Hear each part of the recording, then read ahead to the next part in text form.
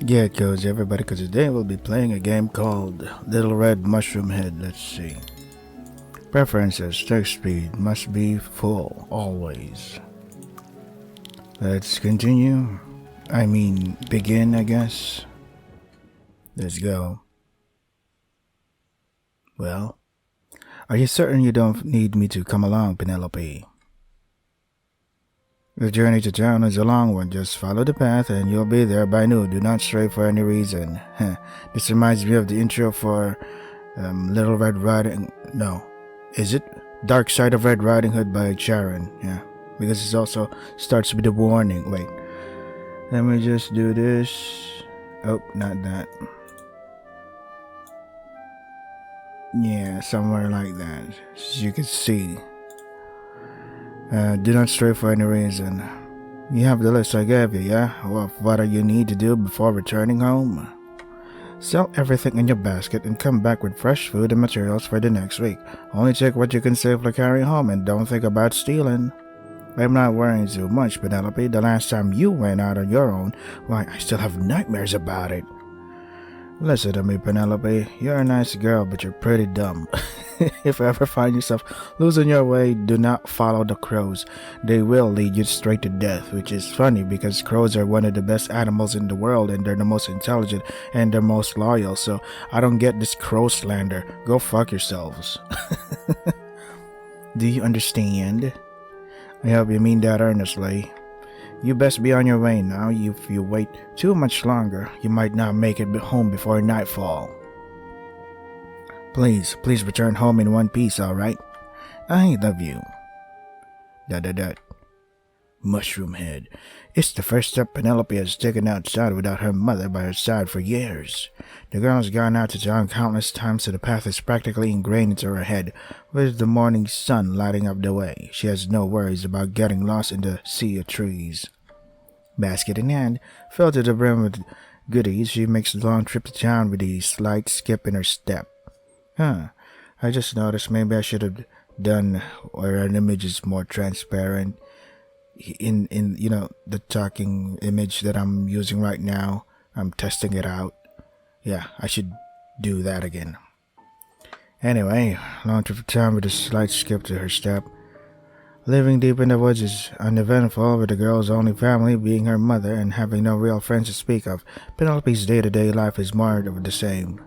Once a week the two go out to the town, just on the outskirts of the forest, to sell and deliver handmade clothes and baked goods. These weekly trips are enough to help them get by and live comfortably on their own terms. I'm on my way now. I'm blocking the way.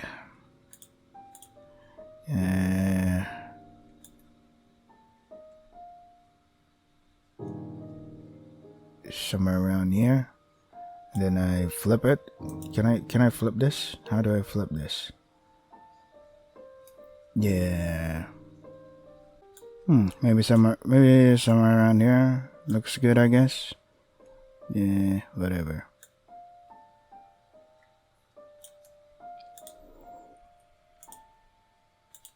I'm on my way now. I'm on my own now. Hehehe. Although her feet eventually ache from the walking, Penelope smiles ear to ear the entire time. Everything turns out perfectly. What must have been no time at all. Penelope's basket is empty, and just as quickly it fills up with new trinkets and supplies to bring home to Mother. Before she leaves, the town's orphanage kindly offers her a free meal, giving her the energy she needs for the long road ahead. They offer her a bed to sleep in for the night, but she declines. With the sun still awake, albeit obscured by clouds, Penelope figures she can easily return home before dark. She bids the town folks goodbye, and promises to come again next week. Cool. It's already getting dark. Penelope mumbles to herself as she follows the path home. Rain descends from the growing clouds, causing her to shiver. Just follow the path, don't stray for any reason. Not much further, I'm almost home. She marches on with firm steps that slosh against the wet grass and mud, determined she doesn't cast her eyes away from the shrouded path. In the middle of her path stands the silhouette of a bird. The details are near impossible to make out in this lighting, but the eyes shine like the moon itself. Penelope stops in her tracks, staring the creature down. For a moment, she wonders if it could even be a bird at all with those glossy eyes. I'm trying to get home. Can you move? The bird doesn't respond. Why would a bird fucking respond? They don't talk. They're birds. Who gives a shit? Of course it doesn't because it can't, but it does not even budge at Penelope's words. Tired, she sighs and steps toward it instead. Once she is close enough, the bird flies away in the direction of her house. Something flutters from the sky, catching Penelope's attention. She kneels on the ground to take a closer look. Stuck to the ground is a black feather. A crow, huh? She leaves the feather in its place and stands up. She figures she's wasted enough time. She hesitates before walking again, an unsettled feeling bubbling in her chest. Okay. A wave of relief washes over Penelope when she sees her house in the distance. She ignores the ache in her feet as she runs up to her home, motivated by the desire to wrap herself in a warm, cozy blanket. I'm home. I just want to lie down and... Huh? When she reaches the front of her house, she realizes something is off. The lights are off? What do you mean? Which is off? There's a faint odor from inside, something slightly sweet, akin to honey. That alone is nothing for Penelope to worry about, but why is the door open? Maybe Mother is careless, I don't know. A beam of light peeks out from the opening of the door. An overwhelming string of anxiety ties a knot in her throat, which she forces herself to swallow down. She takes a cautious step toward the door and gently pushes it open. Hello, house. Mother, I'm home. Is everything... Mother? Oh, okay. Penelope drops her basket. Its contents sprawling out on the splattered floor. The scent of honey sweet becomes sickening. It overwhelms Penelope's senses, making her head spin in vision of blur with tears. It doesn't make sense. Yeah, it doesn't. She's seen her fair share of dead animals in the past. The sight and stench of bloodshed is nothing new to her. But there is no denying that what lies before her is the corpse of her own mother. It doesn't make any sense at all. What happened? This is a nightmare, right? A bad dream? How could this... I have to get out of here. I mean, you're already outside the house. You can go wherever you want now. Penelope rushes out of the house back into the raging storm. She set to follow the path to town, running at full speed. I wonder why you never bothered to go to the hospital or call an ambulance or whatever. But call a magician that cures people, a healer, whatever. However, within the pitch black night and walls of trees, it's a struggle to tell left apart from right. The town, if I can make it to town, someone can help me. I just have to keep going. Yeah, good idea, Penelope. Visions, memories, emotions, and nausea all spiral inside her, creating an abhorrent cacophony. That's not how you spell cacophony, but sure.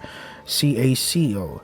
It's spelled like cacophony, but it's pronounced cacophony. I know, English.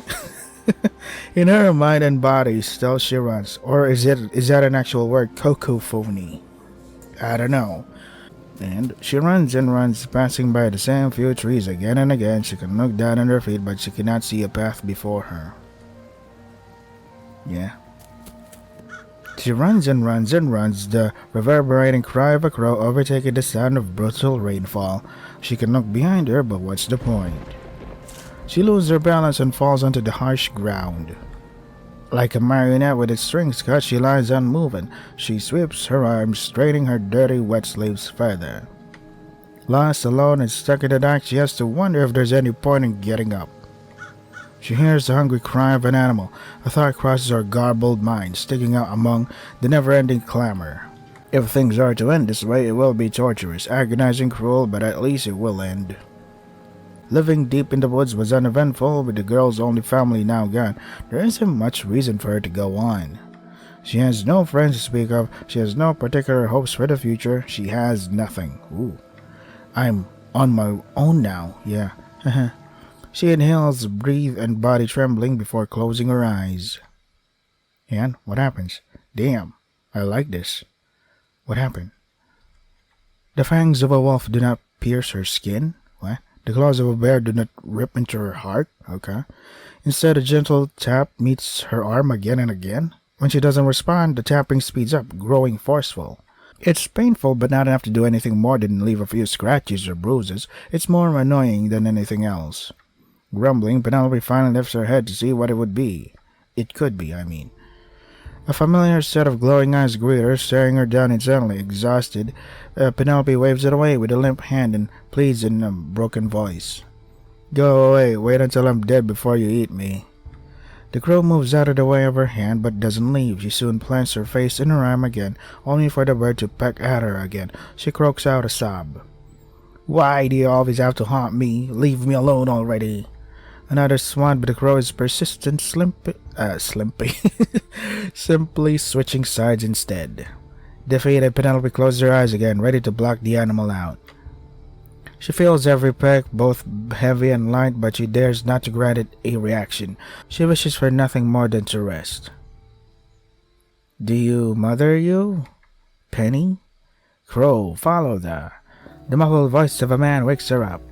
It's completely foreign to her. Even if she ran through the names and faces of townsfolk, she could find a match. It fades in and out, every sentence left incomplete. She lifts her head again, looking around. To her confusion, there doesn't seem to be anyone around. The crow has stopped its attack, eyes still locked on her. All she can do is laugh pitifully. I'm going crazy. She slowly sits up, unable to pay any mind to the filthy state of her skin and clothes. She wipes the tears from her eyes to no avail. The crow tilts its head as if it wants to ask her something. Follow the crow, is that right? I'd be disobeying mother if I do, but... Her words trail off. Oh crap. Sorry, I have to end it here, fellas, because I have to prepare for work now. Sorry, fellas. So this is a little red mushroom head. If you want to try to get it for yourselves, the links are in the description. That is all for today. Stay safe and take care of yourselves. Yeah. Wow, that's a pretty interesting beginning. Like, what the hell happened, man? I was just doing my thing. I love my mother. I have my own house. I'm doing well with social anxiety because I'm able to go to town without any guardian, anyone supervising me or whatever. But then when I got home, mom was dead. What the fuck? Yeah, it's a pretty great intro. I hope it doesn't overstay its welcome, though. A lot of visual novels do that. Like, wow, great beginning, and then they drone on and on and on and on. Like, I'm bored. Can we move on?